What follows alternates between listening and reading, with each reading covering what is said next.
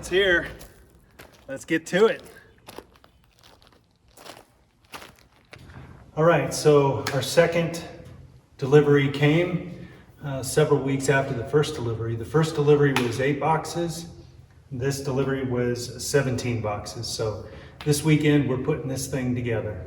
All right, gonna do a lot of work with this. So, all right.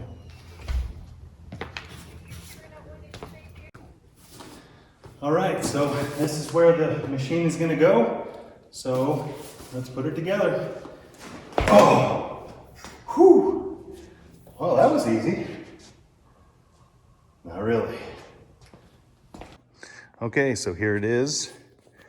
It took me and my son probably a good 5 days, maybe even 6. I don't know, we would work on it when we had the time. So, wasn't straight days, but I would say it probably equates to 5 or 6 days of installation. It doesn't look like it just based on, it almost looks like it should be real simple, but it isn't. It's a precision machine, and that requires everything to be as perfect, installed perfectly as you can get.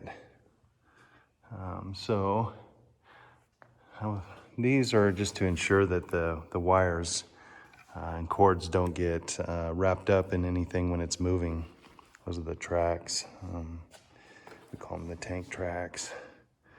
So here it is.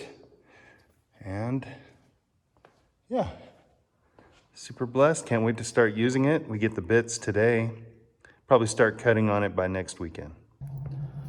Okay, so you may ask yourself, why in the world am I showing a picture of my daughter on a horse? Well, this is a very special moment. This last spring in May, we took a trip to Big Fork, Montana.